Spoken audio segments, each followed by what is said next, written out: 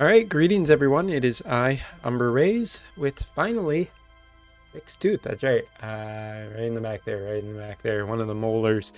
He's been fixed, and hopefully it's going to be good for a very long time, and life can continue as per normal, except for the fact that I'm still sick. So, in the sake of this video, please ignore.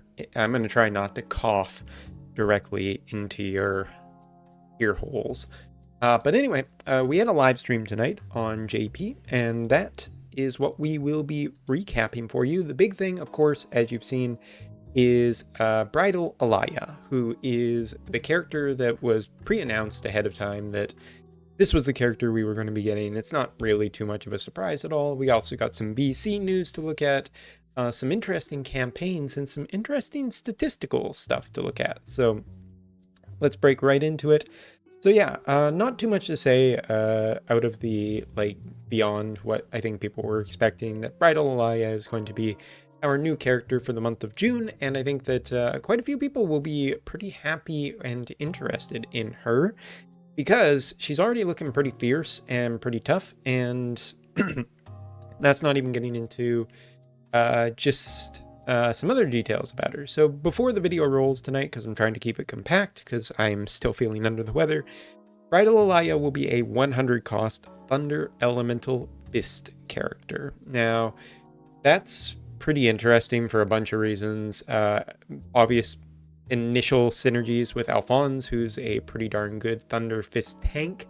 And Rainbow Fist may even be a particularly interesting thing for her to go into the future. But she is an offensive-based character. Her sub-jobs are Gunner and Spy, which I think Spy is one of the jobs I quite like a fair bit. And Gunner does give her particularly some interesting range and status effects. Now, based on her sub-jobs, we can suppose, at least impose the idea that she's going to be a physical-based, fist-based character and not a magic-based character. So that should put her about as polar opposite to Jaden as possible. Jaden, who is a Ice Spear magic, and Alaya here, who is a Thunder Fist physical. So yeah, nice to see that we're not going to beholden ourselves with such annoying things as synergy between two characters who are kind of have stuff going on between each other. I mean, I know at this point I've said it has nothing to do with that in game balance, but at least one time it would have been nice to happen. So let's skip ahead a little bit to the video, and then we'll go into some details about her.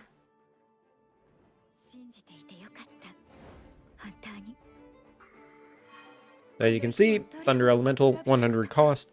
Much like Jaden, she should be the exact same story, basically a permanent addition to the pool, and not a limited time one. At least that's as far as I can remember hearing about them. And here's a look at her Limit Burst, the Heartbreaker, Comet Slaker, Destruction, and Firework Maker. And that's the best thing I could come up with on immediate short notice. So let's go into some other details about her. Talking about Gunner, aim for vital points is one of her ability, whereas Shadow Dance for Spy, which I can't remember which ability that is, but I think it has something to do with one of the evasion skills. I could be wrong on that. I'm not an expert on spies. All right, so performance-wise, she is her Limit Burst is a cross range with a Thunder attribute resistance down. Now, I do know that one of her skills also has a, depending on the number of targets within range, the ability can be increased in terms of its effectiveness, and I do believe it's her Limit Burst. So basically, let's just skip ahead because they talk way too much in these streams, basically saying, congratulations on making a character. Like it's not their job kind of thing. But anyway, just skipping a bit. Here it is. So her Limit Burst, as you can see, is a fairly short range, and it is an AoE. However, it does work to the effect of being like, if there's less targets that are hit by this, then essentially the effect will change, which is always an interesting thing, a scaling effect, as it can be more effective or, just multiple effective against different targets depending, but this is a great source of Thunder debuff down, provided that the ability's cost is not too bad and her AP generation is generally alright. Alright. Now, ignore the top right ability just because it looks like a Yu-Gi-Oh! Cards text. And let's go into performance. 1 second. I'm also going to restart the music really quickly.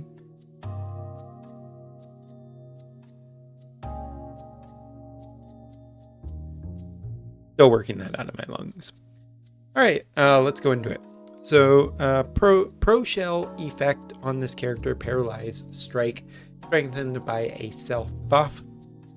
Area resistance with re-raise cancel, given to allies. That's the top right skill there.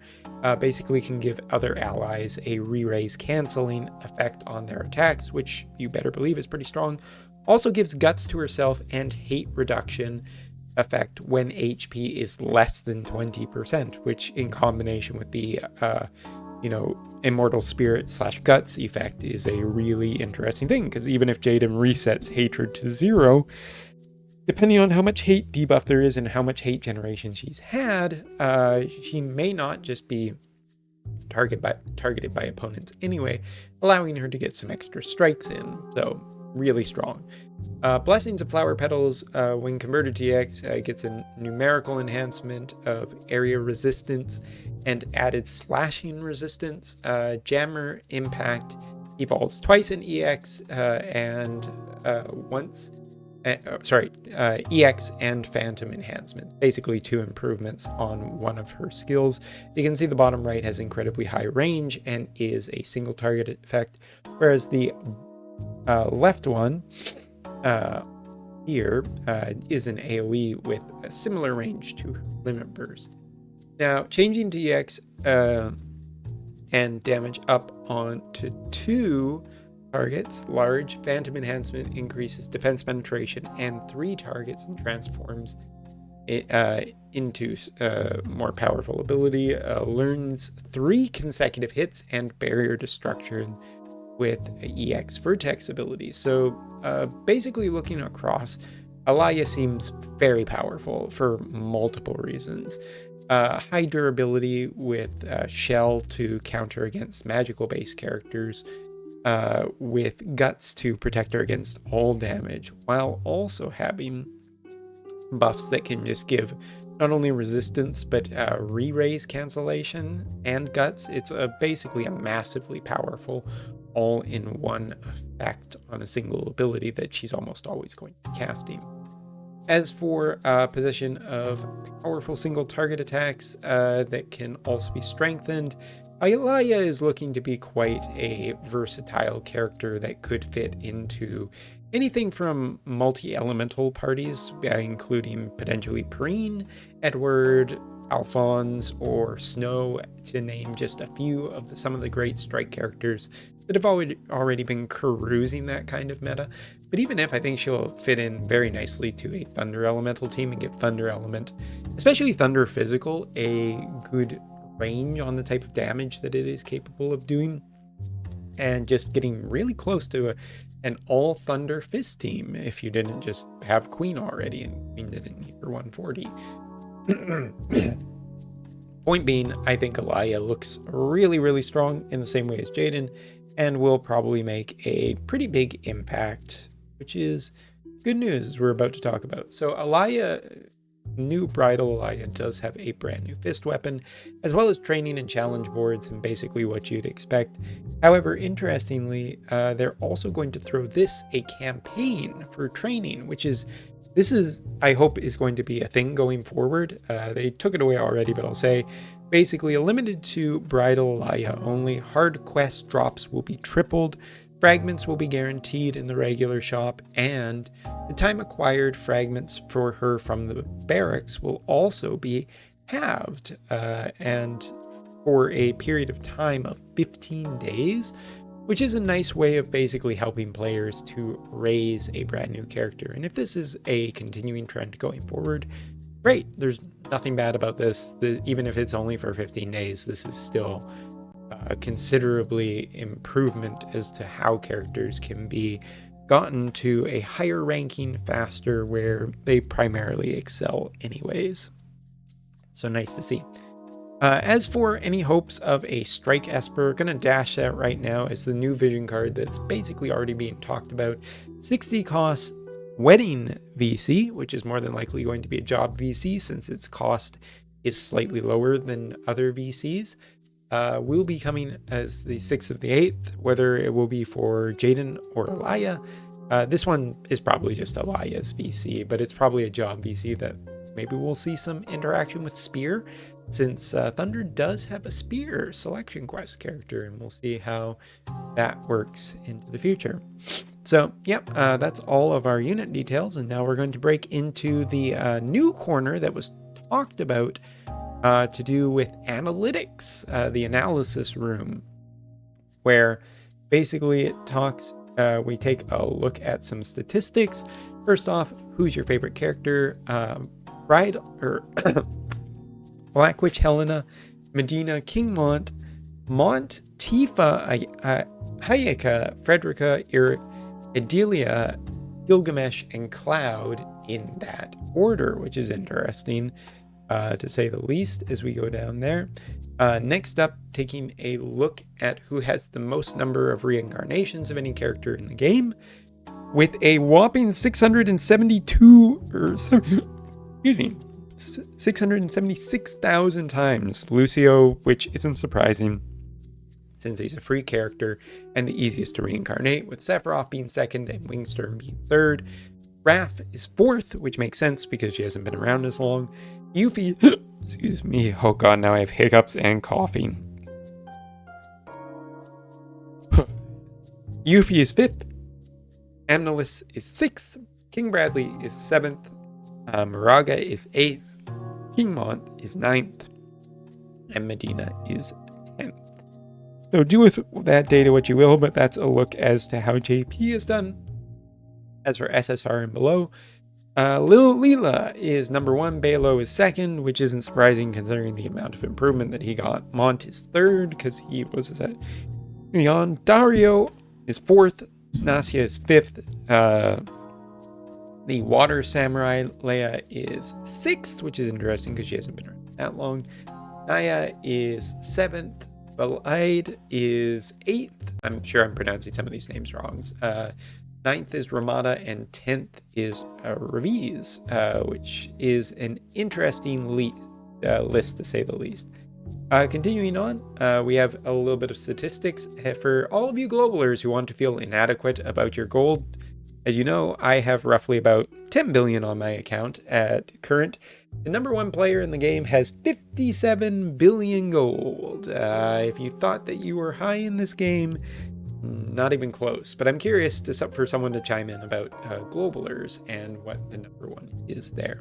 As for globalers who are currently doing through the wave trial, it might be interesting to see who JP's favorites for this one has been. Sephiroth in first place, Black Witch Helena second, Beautiful Blade Leela is third, Stern of the Doom variety is fourth, or Destruction variety, and fifth place is Majin Vina. So basically it's an all dark party and only dark is invited. How about that? Last but not least, to do with the result announcement of the lottery battle, which was in the match mode, 115,000 players ended up taking part in it, and only roughly about 11,000 beat it, to understand the difficulty curve on this. Also, for people who are curious about this, for perspective, I tried it. It was quite difficult, and I just, between pain, distraction, sickness, and work, I really didn't have any time to dump into this week. So yours truly didn't even make the cut. I'm not even in those 11,000. Isn't that sad? Probably could have with help from my guild mates and whatnot, but again, just didn't really have time, and it's been a bad couple weeks for me. Last but not least, they did take a look at some campaigns to do with a bunch of stuff, as well as the roadmap. Deals with a little bit of August, but honestly, it looks like the characters VC summons and weapons being organized and displayed in top in each formation, as well as the total panel effects released on the summons and training board can be confirmed in a list, and some other refurbishment for UI. So there we go, it's back now. Other than that, Part 3, Chapter 3, Section 3 will be released for JP's story. Of course, there's still some free 3.5 anniversary campaigns going on. And last but not least, Porcelain Tower will make a return. I don't remember where that news was in the video. I think it was, yeah, right here. And the Ice Ring this time will be getting its +1 version. Previously, the Thunder Ring got its +1. So finally, another ring is getting a chance to shine. But anyway, that is essentially it for all the news that is coming. Oh yeah, there's also a raid boss revival. But yeah, taking a look at what we got here, we got just a bunch of stuff. Bridal Alaya will be really interesting to see, especially because more fist units is always great to see. I think she'll also just be very strong from initial impressions. As for statistical and kind of some interesting stuff in there. Interesting that we're probably getting another job fist VC and seeing how that takes Rainbow Strike potentially further into the meta. And some interesting analytics that potentially might be interesting for others. So anyway, thank you so much for watching. Hope you had a great one. I am happy to finally have my new tooth, as I am able to eat and chew and be like a real boy again. And to close out this video, I still hate foam stars so much. I really do. I know that there are some devs who probably put a lot of work into it, but $5 says it doesn't even last a year as a live service game. Anyway, thanks so much for watching. Take care. See you next time.